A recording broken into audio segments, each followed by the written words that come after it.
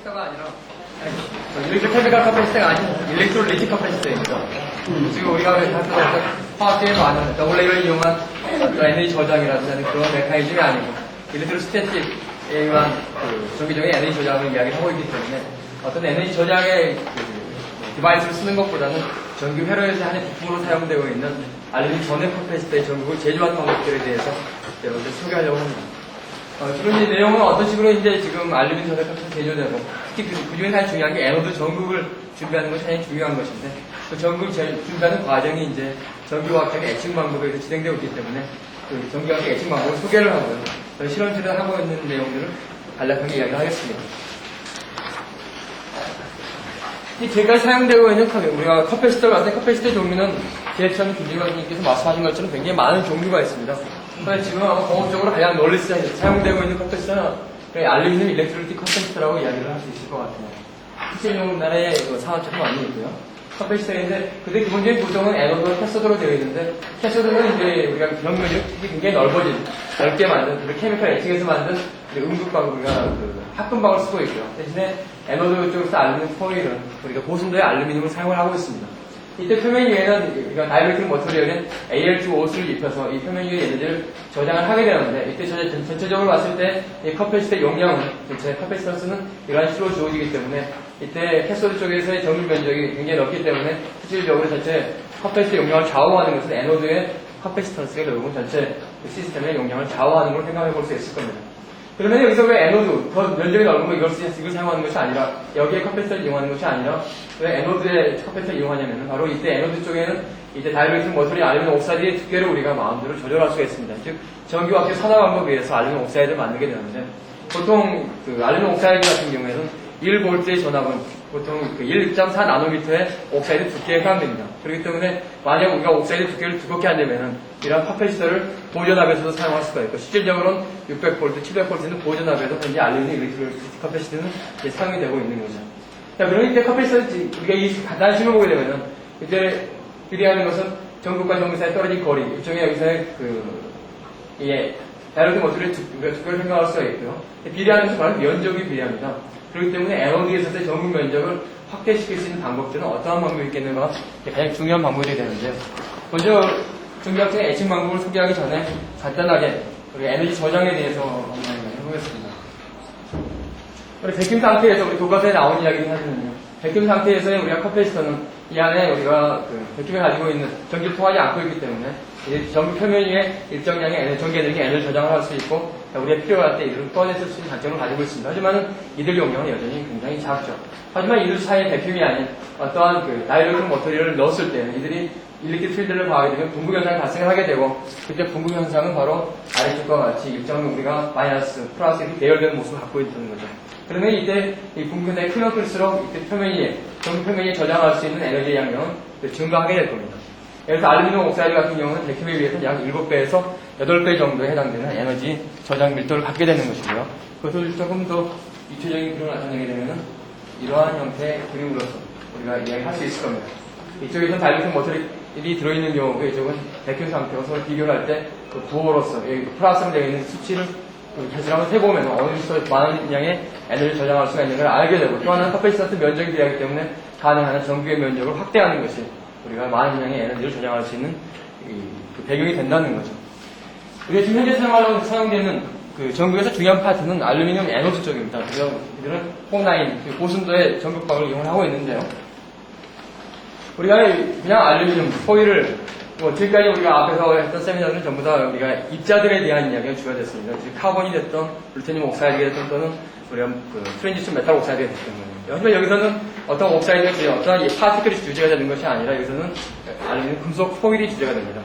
그래서 금속 포일, 알루미늄 포일을 만약 사진을 찍게 되면 그냥 플레인 포일, 사용하지 않는 포일 같은 경우는 집에 있는 알루미늄 포일과 똑같은 거죠. 그냥 은빛 나는 색깔입니다만은 그들의 면적을 증가시키기 위해서 우리 애칭을 하게 되면 표면에 굉장히 검은색으로 된 부분들은 알루미늄이 녹아서 형성되는 그러한 부분들입니다. 그 다음에 이들은 녹는 모습을 보게 되면 그냥 랜덤하게 아무런 방향으로 녹는 것이 아니라 어떤 특정한 방향을 진 그런 상태로 녹고 있습니다. 물론 위에서 봤을 때는 아직 모릅니다만 아래쪽을 보게 되면 여기 구멍 뚫어진 부분들이 하나의 여기서 이쪽이 분명한데요. 하나의 다 기둥으로서 생각할 수 있습니다. 즉 이것은 이 알루미늄 포일을 자른 단면을 나타낸 사진인데 이쪽에 이 기둥처럼 생긴 부분들은 우리가 알루미늄이 녹아서 형성된 어떤 모폴로지를 이야기를 하고 있는 것이고요. 가운데 이 검은 부분들은 우리가 알루미늄을 녹여내서 찍은 사진이기 때문에 실질적으로 알루미늄으로 가득 채워져 있는 그런 형태의 모습입니다. 따라서 우리가 이러한 기둥들, 이 기둥들이랑 구멍이 뚫어진 부분들이기 때문에 이런 구멍을 많이 뚫으면 뚫을수록 전구의 면적은 넓어지게 될 것이고 조금 전에 봤던 식처럼 전구의 면적이 넓어지게 되면 전체 카패시턴스는 증가하게 된다는 거죠. 자, 그러면 이제 이러한 대표적인 특성의 어떤 결정학적 방향을 갖고 녹아나온다는 것이 알루미늄 포일의 가장 큰 특성이기 때문에 이들을 조사하게 되면 이들은 100 방향으로 일단 어떤 결정학적 방향으로 녹아나오게 됩니다. 자, 이 사진은 우리가 알루미늄 녹아나온 것을 우리가 레플리카를 뜬 사진입니다. 어떻게 보면 우리가 실제 모습은 이렇게 튀어나온 부분들은 우리가 실제 모습에서 들어간 부분입니다. 알루미늄 녹은 부분들이죠. 그래서 구멍이 뚫려서 면적이 증가한 부분을 생각하시면 되겠어요. 근데 여기서 지금 AF를 찍은 사진이기 때문에 이것도 실질적으로는 어떤 스퀘어 타입입니다만 AFM 팁에 있어서의 어떤 모폴로지 때문에 이때 가장자리들은 우리가 AFM 팁의 모폴로지 그대로 갖고 있는 걸 생각할 수 있으니까 여기서 보게 되면 실질적으로 네모진 그런 형태 모양으로 생각하시면 되겠습니다. 제일 처음에 이 알루미늄을 애칭했었을 때 이렇게 굉장히 작은 형태 모양이 만들어집니다만 이들이 애칭을 계속 하게 되면은 이들은 처음에서부터 작았던 것들이 한쪽 방향으로 성장하는 그러한 형태의 모습들을 관찰할 수 있게 됩니다. 이것이 바로 이제 알루미늄 애칭에서 보면 알루미늄이 갖고 있는 일종의 고유한 성질이라는 거죠. 그 다음에 이들의 모양을 우리가 조금 더 구체적으로 보게 되면 이러한 형태의 모습으로 볼 수가 있는데요.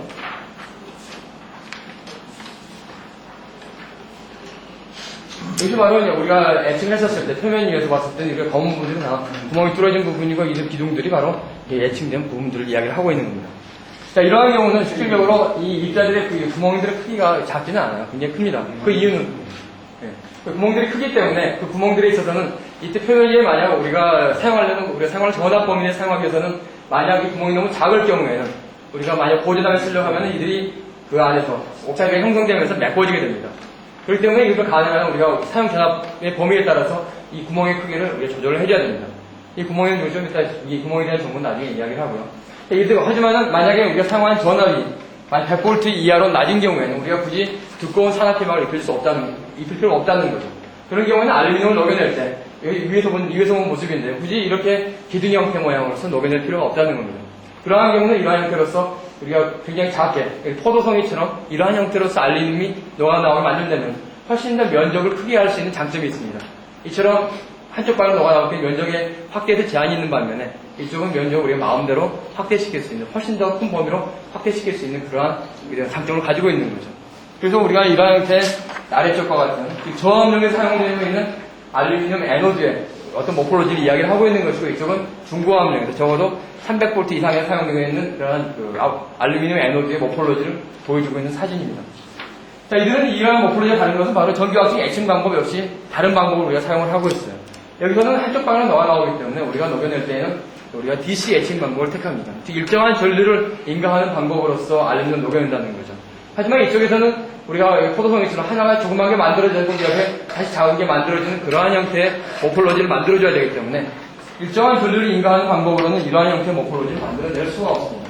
자, 그러한 경우는 우리가 AC 애칭 방법을 이용을 하게 돼요.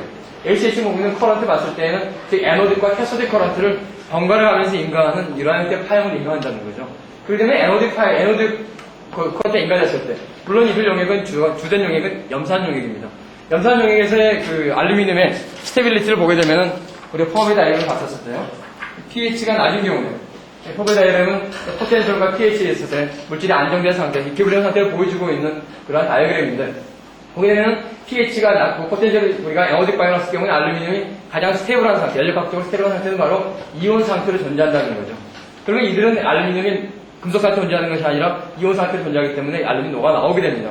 그 녹아 나온 것을 이용을 해서 여기서 우리가 이쪽 에너딕 사이클, 에너딕 커런트 인가하게 되면은 알루미늄의 일부는 녹여 나오게 되고, 그 다음에 캐소딕 사이클이 인가하게 될 경우에는 그때는 이때 이 내부의 환경이 변하는 겁니다. 즉 안에서의 반응이 더 이상 에너딕 반응이 일어나는 것이 아니라 이제 캐소딕 반응이 일어나는 단계로 넘어가기 때문에 캐소딕 반응이 일어나게 되면 캐소딕 하우스 사이클에서는 수소가스가 발생하는 반응이 일어나게 되고요. 그러면서 이들은 영역 속에 존재하고 있는 OH-가 우리가 반응에 참여할 수 있는 기회를 갖게 됩니다. 즉 pH가 상승한다는 거죠. pH가 상승하면 우리가 좀 전에 봤던 커브 다이어그램에서 알루미늄의 안정한 영역은 하이드록사이드가 안정한 영역은 다시 넘어가게 됩니다. 그러면 표면 위에, 이 알루미늄 노구 표면 위에 이렇게 검은색으로 좀 지나게 된 하이드록사이드 필름이 형성되게 되고, 다시 여기서 에너지 사이클에 인가하게 되면 그 중에 일부분에서 가장 약한 부위에서 파괴되면서 알루미늄이 다시 녹아 나오는 거죠. 그러면 다시 캐소디가 할 때는 다시 그와 반대 반응이 일어나서 옥사이드가 형성이 되게 되고, 이것이 계속 반복됨에 따라서 이러한 조그만한 큐빅 구조를 가지고 있는 것들이 하나의 덩어리처럼 형성되고 있는 모습을 갖게 됩니다. 그래서 보게 되면 위에서 봤을 때 관찰되는 모습이고, 레프리카를 뜨게 되면, 옥사이드 레프리카를 뜨게 되면 이러한 형태의 어떤 주사위와 같은 그러한 형태의 입자들이 잔뜩 모여져 있는 이러한 형태의 오플로지를 갖게 됩니다. 자, 조금 전에 이야기했습니다만은 이 커브 다이어그램을 맞췄대요. 보게 되면 알루미늄이 여기서 pH가 증가하게 되면은, 여기서 pH가 낮은 상태에는 알루미늄 플러스 상가가 스테이블한 상태입니다만은, 여기서 5나 6이 나오게 되면 알루미늄 옥사이드를 변화하게 되고, 또는 그보다 더 증가하게 되면 다시 그대로 이온 상태로 변화하게 되는 거죠. 변화하게 될 때 그 두 개의 모습을 보게 되면은, 우리가 아래쪽에 사진을, 여기서 이제 이쪽 AF 사진인데요. 일본 NaOH 영역에 우리가 넣어서 애칭을 했었을 때 관찰되는 모습은 그냥 플랫한 사진입니다. 물론 정확히 우리가 A에서 관찰하면 약간 스켈럽 스트럭처, 조개 껍질과 같은 모양을 가지고 있습니다만은, 우리가 어디서도 이러한 형태의 PTO 형태의 모양은 관찰되지는 않습니다.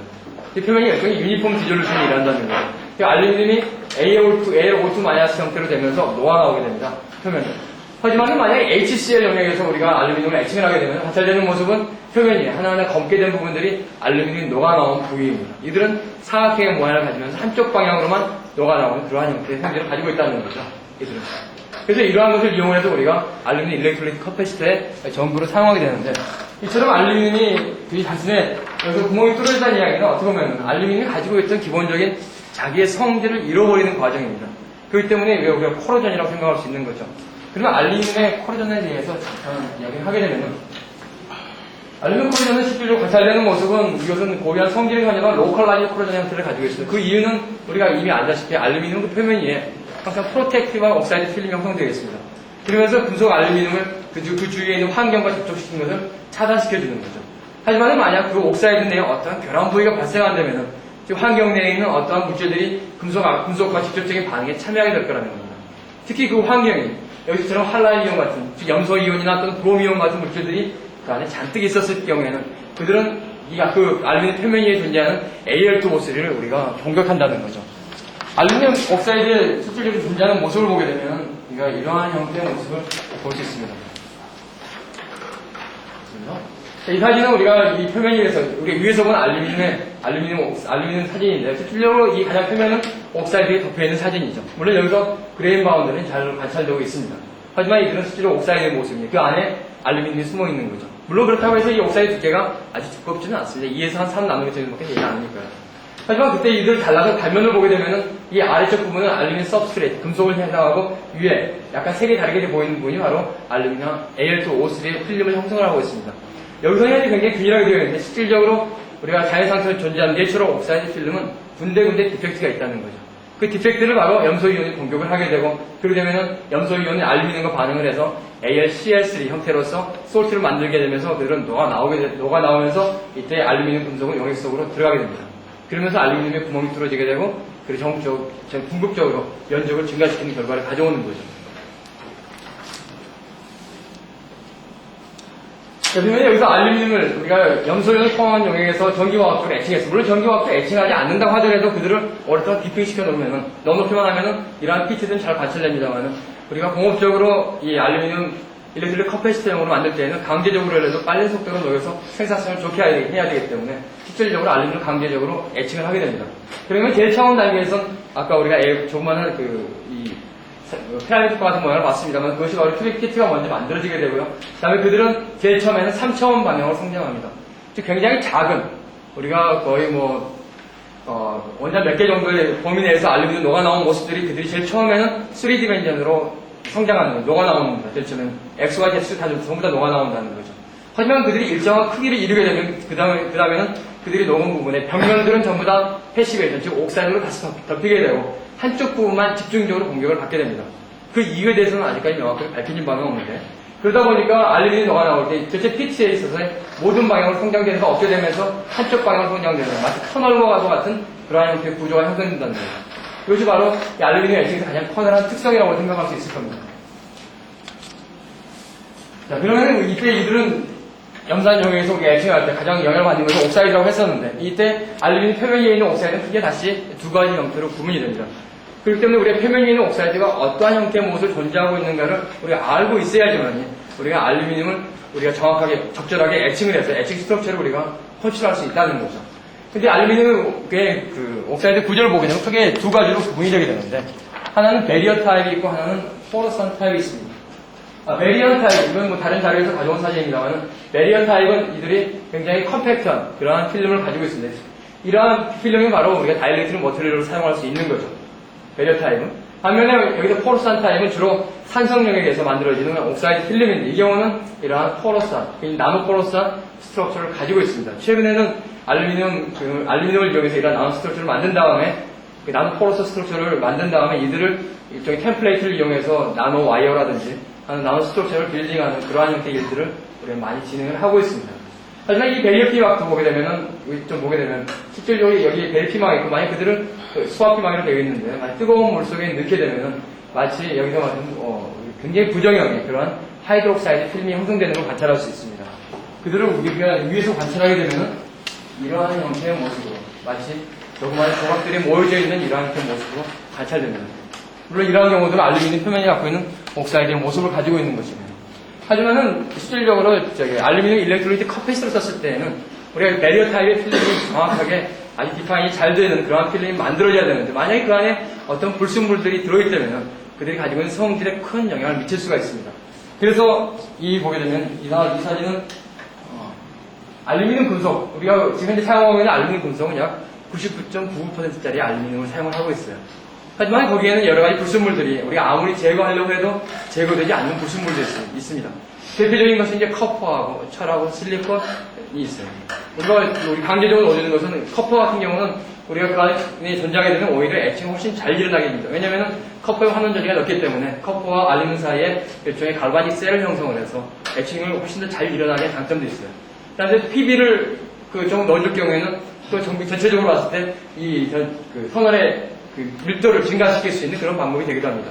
하지만 철이 있는 경우는, 철은 완벽하게 제거는 불가능한데, 철이 있는 경우에는 이와 같은 철이나 실리콘 같은 경우는 어떠한 형태의 모습을 가지고 있냐면, 이때 이 피막의 가운데 이러한 형태의 어떠한 응집되는 현상들이 석출되는 그러한 형태의 모습으로 관찰된다는 거죠. 그 다음에 그게 좀 더 자세히 관찰되게 되면은 이때 옥사이드 위에 보이드가 형성되는 모습들이 관찰됩니다. 실제로 이 사진이 이렇게 찍기 쉬운 사진은 아닌데요. 그래서 이 보이드가 관찰되면 이 보이드는 어떤 영향을 미치냐면 우리가 사용하는 과정 중에 이들이 파괴될 수 있는 가능성을 제공한다는 거죠. 그렇게 되면 제품에 있어서 신뢰성에 영향을 주기 때문에 가능한 한 철과 같은 물질들은 그 함량을 줄여서 우리가 엣칭을 하고 화성을 해가지고 알루미늄 에너드를 우리가 사용하려고 합니다.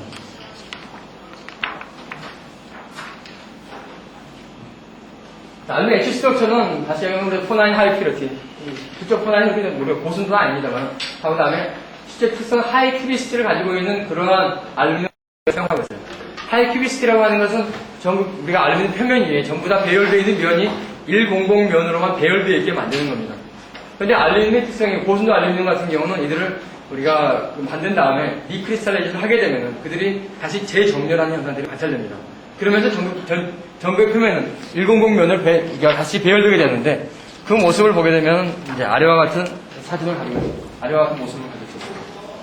이들은 바로 이 알루미늄, 스포나인 하이피러티 알루미늄을 우리가 케미칼을 그래서 불산용이 들어있는 곳에 잠깐 동안 디핑한 다음에 우리가 그레인을 보기 위해서 찍은 사진입니다. 보게 되면 여기 줄무늬 있는 것은 우리가 롤 필름이기 때문에 롤의 방향을 나타내는 것이고, 그게 아무런 의미는 없는 것이고요. 근데 보게 되면 다른 부분들은 약간의 색의 차이는 있습니다만 다 밝은 모습인데, 이쪽 부분만 유난히 검은 모습을 볼 수 있습니다. 왜냐면 이때 알루미늄이 녹아나올 때 100 방향으로 배열되어 있기 때문에 그쪽만 녹아나오고, 다음에 그들을 공격할 때는 100면만 공격을 하게 됩니다. 하지만 이들은 이쪽 면은 100면이 표면으로부터 수직 방향으로 배열되어 있는 것이 아니라 100 방향이 이들이 약간 기울어져 있다는 거죠. 그래서 전체적으로 봤을 때는 큐비시티가 이 경우는 자체가 아니라 한 97~8% 정도에 지나지 않습니다. 근데 만약에 큐비시티가 확보되지 않는다면 어떠한 형태의 결론을 가져오냐면,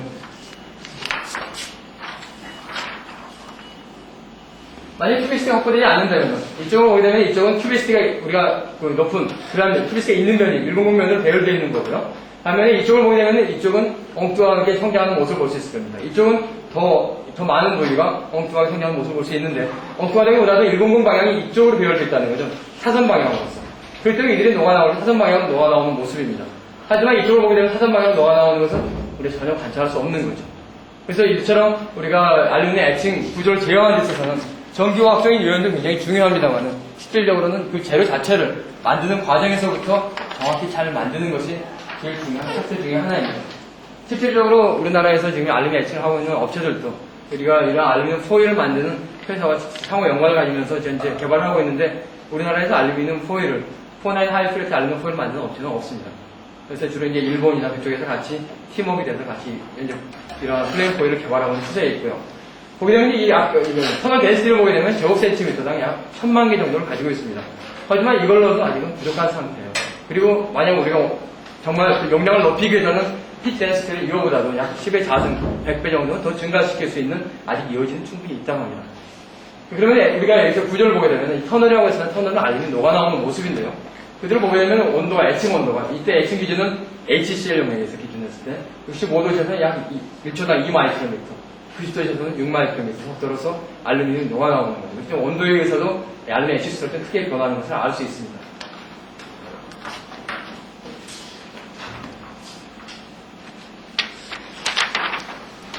이 그림을 보게 되면 여기 있는데요. 알루미늄 있고, 그게 옥사이드 필름이 있고요. 그 다음에 HCl 했었을 때 알루미늄 옥사이드 필름은 일부분은 파괴되는 부분에 알루미늄 녹아나오면서 터널 형태의 모양이 형성되고 있는 모습을 관찰하는 그런 것을 도식적으로 나타내는 그림입니다.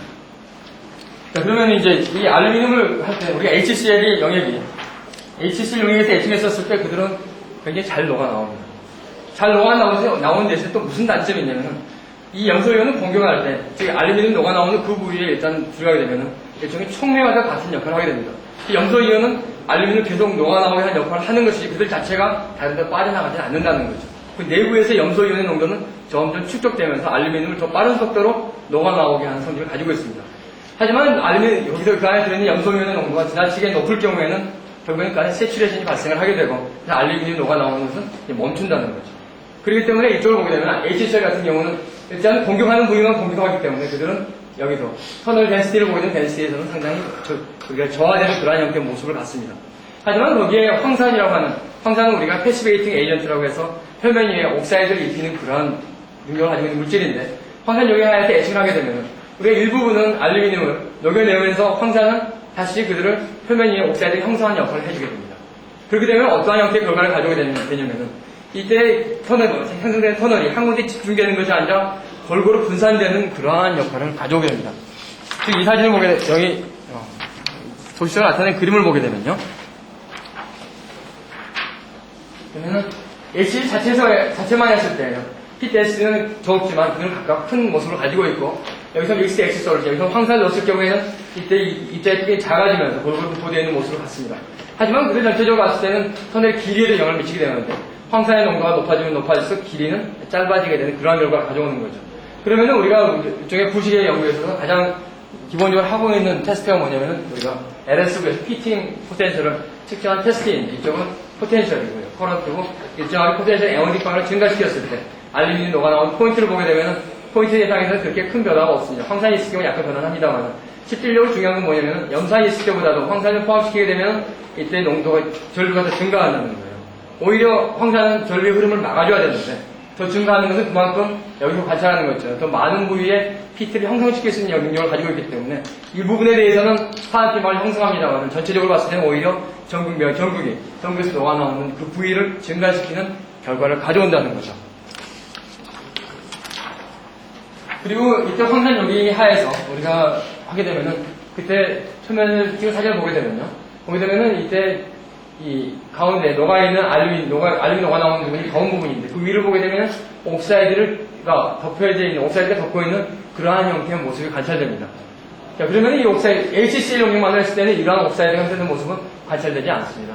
이거 10초 동안 실험한 것인데, 만약에 이 실험을 30초 동안 진행하게 되면 이 옥사이드는 다시 다 케미컬하게 녹게 되는데, 거기에 대한 근거로서 우리가 이야기할 수 있는 게 무엇이냐면은, 우리가 HCl 용액에서 영역 HCl을 기본으로 하고 그다음에 황산 영역의 농도를 변화시키면서 실험을 했을 때 우리가 얻어지는 이니셜 초기의 포텐셜 변화를 가지고 우리가 추측을 해볼 수가 있습니다.